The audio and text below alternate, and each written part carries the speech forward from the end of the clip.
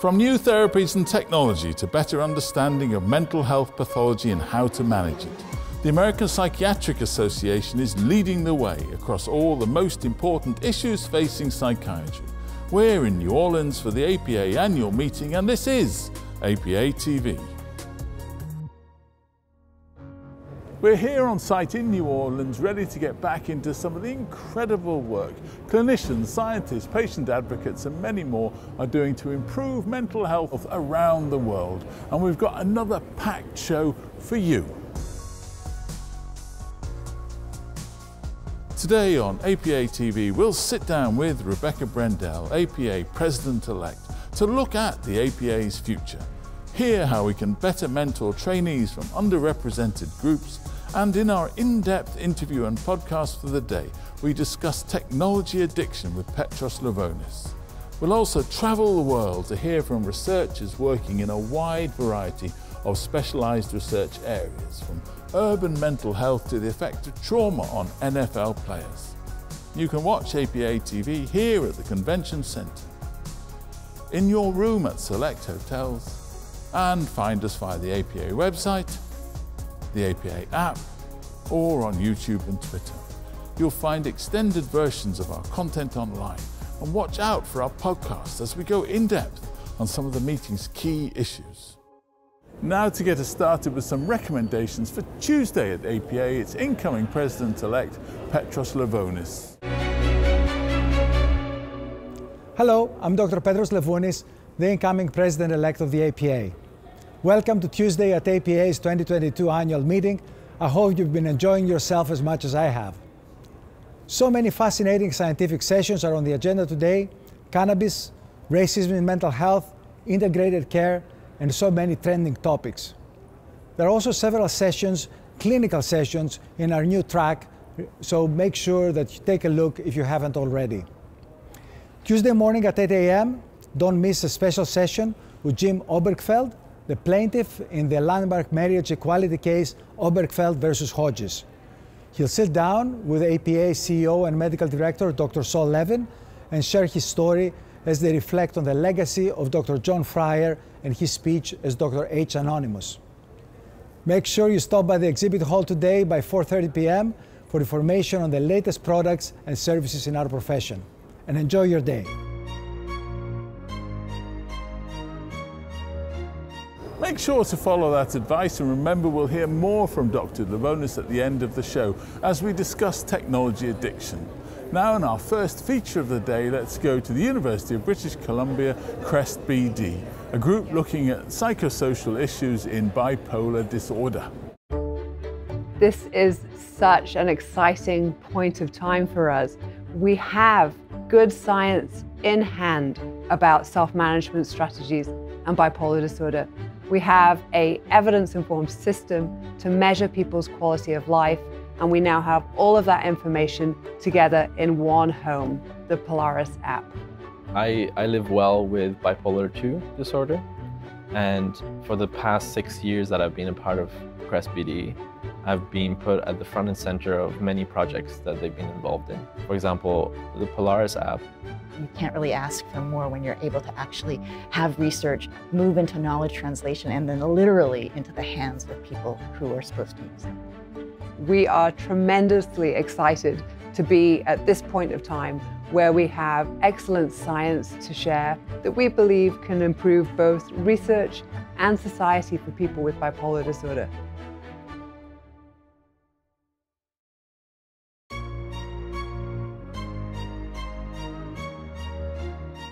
Well, thank you very much indeed for joining us today. We really appreciate you taking the time. Thank you. It's wonderful to be here in New Orleans. Isn't it fantastic to be back in person and to be back in New Orleans? It's so wonderful to be back in person and to see the meeting coming to life again. When you talk about the future of the APA, what message have you got there? Well, in terms of the future, right now we are in a place of incredible challenge, which also presents opportunity. So the twin pandemic of mental health is something that's really affecting our country and something that Americans are talking about. Americans need mental health care more than ever and are having trouble accessing it. So what's the opportunity? Well, the first opportunity is that we're talking about it, right? For so long, mental health was stigmatized. It was seen as a sign of weakness rather than a symptom like any other physical illness. And so what we're really needing to do now, and we're already on the presidential agenda, we're front and center in the nation, is to lead as the branch of mental health and of medicine that has the most knowledge, experience, expertise treating mental disorders. And is this going to be the focus of your presidential year? The focus of my presidential year is on a roadmap to the future, so exactly on this, and to really think about the ways that we can both in terms of our public engagement, our support of our profession and of psychiatrists, and then in our advocacy and policy work, really move the needle to make sure that every American has access to high quality, evidence-based mental health care. Thanks ever so much indeed for talking to us. That was great. Thank you. Thank you so much.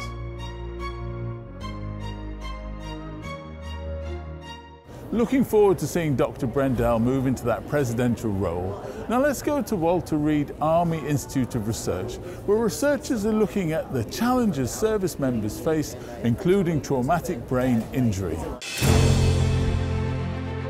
The Center for Military Psychiatry and Neuroscience is part of the Walter Reed Army Institute of Research.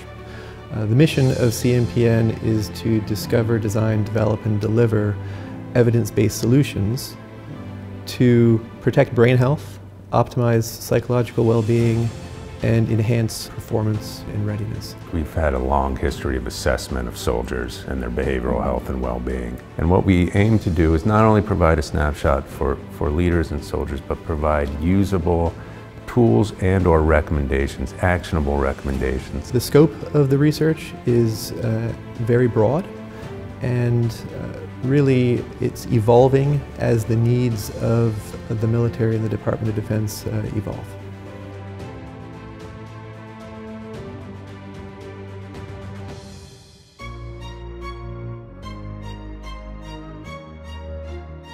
Next up, let's hear from a group of psychiatrists working hard to provide better mentorship for trainees from groups that are underrepresented in medicine. Those who are underrepresented in medicine within the United States are Black Americans, Mexican Americans, Native Americans, which is inclusive of Native Alaskans and Native Hawaiians, as well as mainland Puerto Ricans. The next generation looks at the current generation to aspire to be like that person. If they don't see themselves represented in the existing workforce, they're not going to see that there's a hope for them. It's important for us to address that problem so that we can actually deal with also the policies and structures. Because when you have the same people making those decisions, you pretty much have the same policies in place. And it's just important to have other people in the room. For our training, it's really more of an apprenticeship model, especially when you're learning to do psychotherapy. And so it's what we call dyadic, so one-on-one. Sometimes those matches are not ideal. It's important to have somebody else to reach out to. Mentorship is critical for underrepresented in medicine groups. Very few people have mentors that look like them. There might be a gap between the mentor's experience and the mentee's experience. They should educate themselves about the gaps, and not only just that there exists a gap, but also why is it that these gaps exist? What are the barriers? What are the institutional challenges? And then next, they should really gather an understanding the importance of cross-cultural training and mentoring, racial sensitivity, racial literacy. We have a whole diversity, equity, and inclusion track at APA. So begin by educating yourself. Read the anti-racism literature, or it's called racial literacy literature. Ask curious questions of your mentee. Even if you are of the same background, you should be asking open-ended questions and be curious. Because of telemedicine, we're now, and especially during the pandemic, we were able to meet with people all over the country. We let the patient educate us. We read, we gather information, and certainly now with the internet, it's possible to learn a lot. But the most important source is the patient. You know, I may not know about a community in Montana, but my curiosity is the most powerful tool that I have. And that's something that anyone can use. That's really what we're here for. We're here to serve, and being able to be open to what their background and their experience is. The more diverse we are, the more we can help.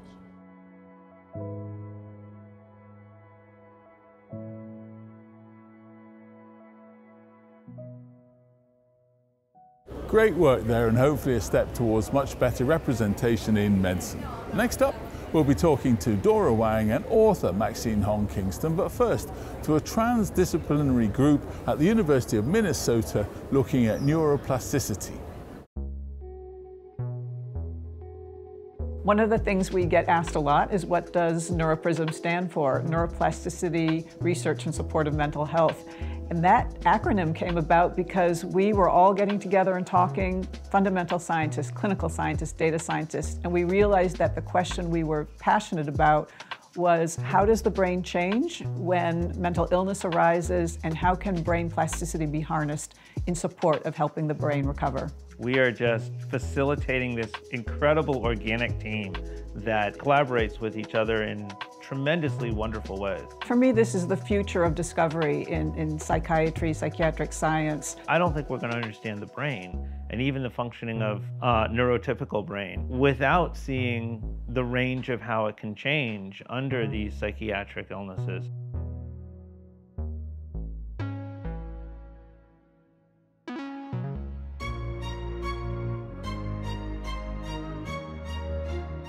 Well, both, thank you very much indeed for joining us. It's a real pleasure. Thank you very much. It's an honor. It's an honor, Stephen. Dora, tell us a little bit about the award, if you would, and why it's so significant.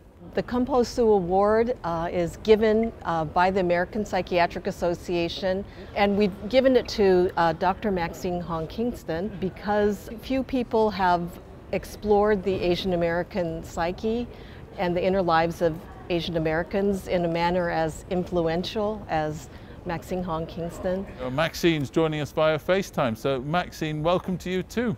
Yes, thank you. Maxine, how does it feel to be recognized in this way? Well, I am grateful that I am able to contribute in some way to the understanding of the Asian American psyche. Could you share with us a little bit about your work and your approach to your work? I always had the urge to put my feelings into words. In fact, I feel that in my writing and in my creation of art, I am one of the people that made up Chinese American culture. It was not defined. Right. In fact, even the words Chinese American, that identity had not been established yet when I was writing, let alone the identity of Asian American. So I feel that I am one of the inventors of Asian American culture. Absolutely. Dora, you're going to be presenting, aren't you, to the virtual meeting. Tell us a little bit about what you're going to be saying then. So Maxine Hong Kingston is a founder of contemporary Asian American literature, as well as just defining the whole concept and creating the whole concept of Chinese Americans, Asian Americans. I remember when I was a child growing up in California and not seeing anybody who looked like me on television or in the movies or in literature and books, and then reading her lines in The Woman Warrior for the first time. And my goodness, I exist, and and you made us real. Thank you. Thank you for that, Maxine. You're welcome. Well, thank you both very much indeed for joining us today. It's been a real pleasure, a real inspiration, Maxine. Thank you ever so much for joining us today.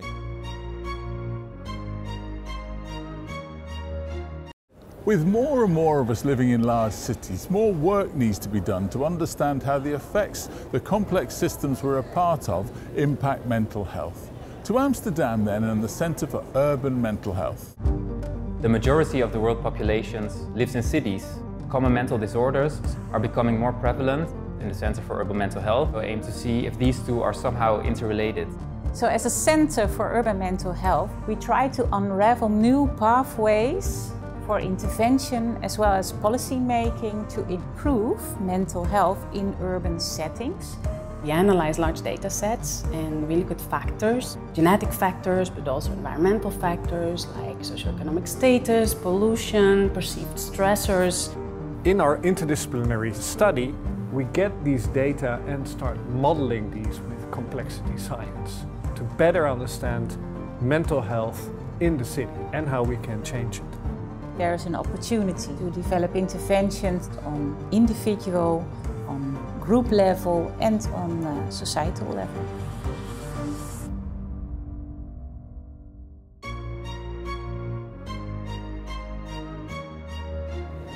Behavioral health crisis services in the US are significantly underdeveloped, but recent innovations like the National 988 crisis number are starting to change that.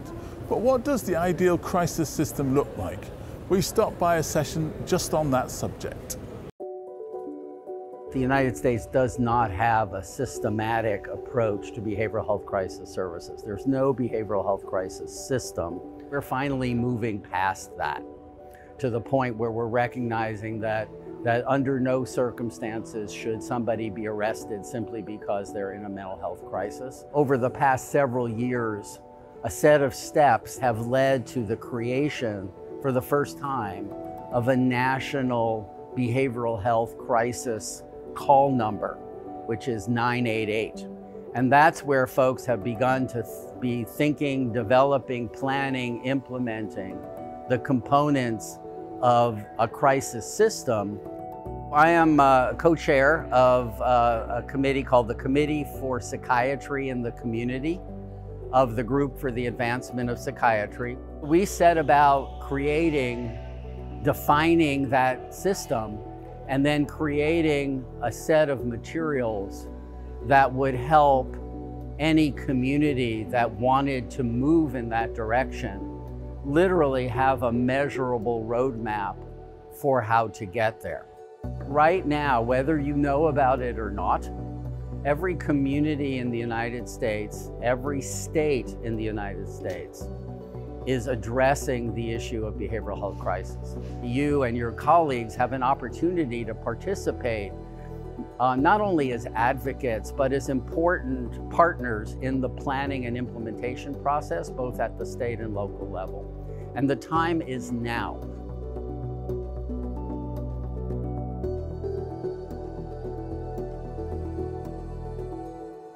Let's go to Penn Medicine now, where the team at Princeton Center for Eating Disorders are working to help patients find the sources of meaning they need to overcome their disorder. So eating disorders encompass a range of behaviors. There's lots of different factors that contribute to the development of eating disorders.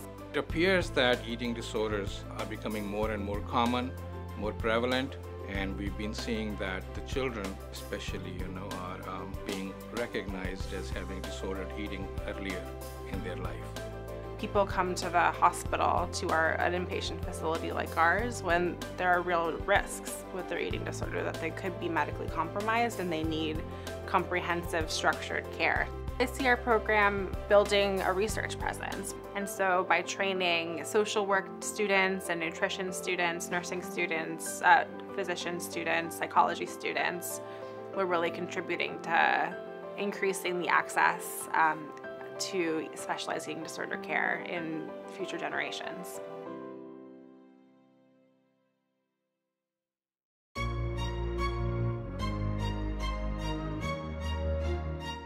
Complementing the professional work of the APA Foundation is playing an essential role in administering public outreach programs and support. To tell us more, I'm delighted to be joined by Raul Andrews Jr. Esquire, Executive Director of the APA Foundation. Raul, welcome. Appreciate you having me. Tell us a little bit about the work of the Foundation.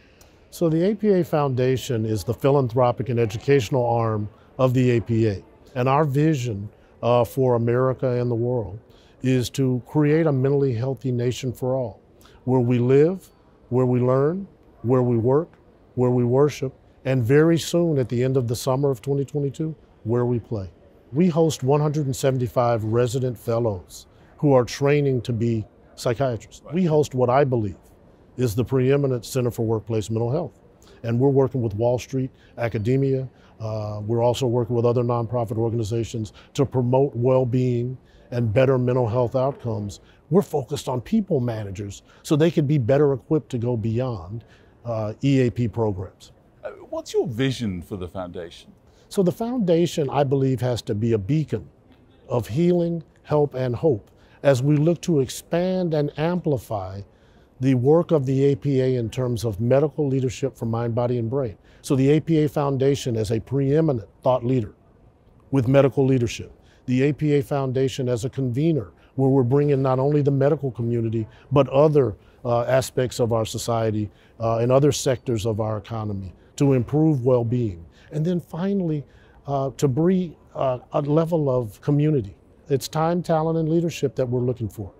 So we do have many numbers of volunteer programs that our members can take advantage of, work groups, committees, task forces. As the chief philanthropist of APA, I have to say that if you want to give to support hard work, the easiest way to do that, obviously beyond the website, is to just text APAF 2022 to 44321. And you give until it feels good. Thank you ever so much indeed for joining us today. It's been a real pleasure. Thank you very much. Thank you. Appreciate you.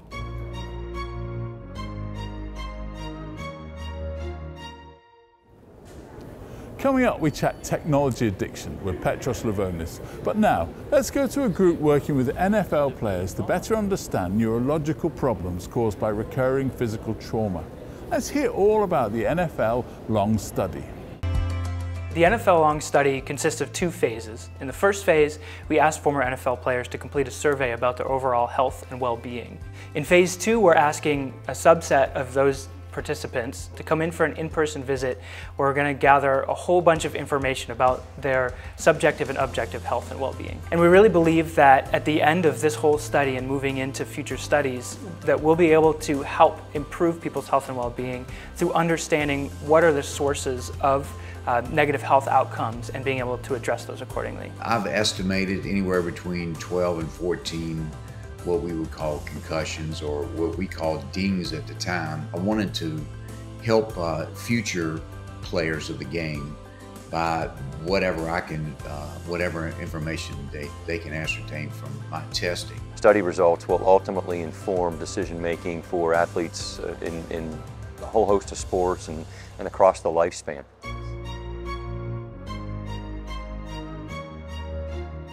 Technology fundamentally changes not only what we can do and how we can do it, but also how we think.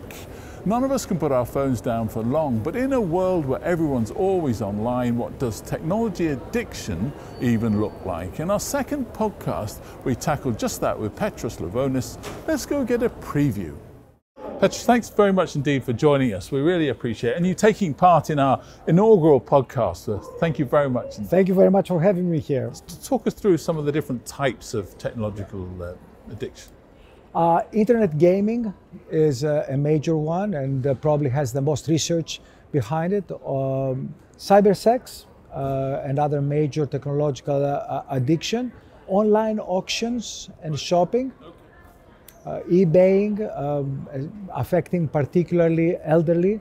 So these are the major, social media, how could I possibly forget? Social media, a major component of the technological addictions. What kind of impact do some of these addictions have on people's lives? For something to be called an addiction, whether it is to a substance or to a behavior, or more specifically to technology, it has to ruin your life and or the lives of the people around you. We have the major elements of addiction, things like tolerance, when you need more and more and more of the behavior in order to get the same effect. We have withdrawal, meaning that if you abruptly stop the addictive behavior, you may have irritability and anxiety and annoyance and these kind of things. But we also have deterioration of your life in a psychosocial respect, like your interpersonal relationships going south, your physical health suffering, your ability to think about anything else but the particular behavior. These kind of are the major hallmarks of any addiction, and of course they apply to technological addictions as well. I would say if there is one criterion that stands out of pretty much everything else in all of addiction to me is continued use despite knowledge of adverse consequences. What are the implications for psychiatrists? How do we move with the times, if you like? The first one is good old awareness, having an appreciation that this is one of the issues that may be going on with your patient. The second one is for psychiatrists to become more familiar with the more specifics of these addictions. Familiarize yourself with this kind of culture so that you can help your patient better. And then, of course, appreciate that some of these behaviors will move to full-blown addictions. Thank you ever so much indeed for taking the time to talk to us. It's really, really interesting. We're deeply grateful. Thank you. Thank you very much. Thank you.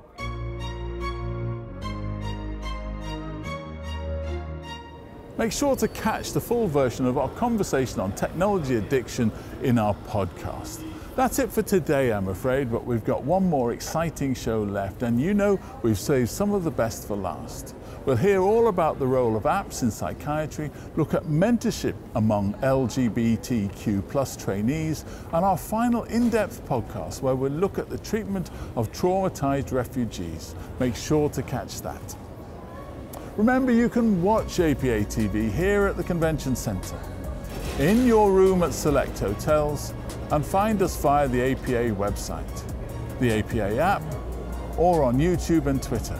You'll find extended versions of our content online, and watch out for our podcast as we go in depth on some of the meeting's key issues. Back out then to the sights and sounds of New Orleans, and we'll see you bright and early tomorrow.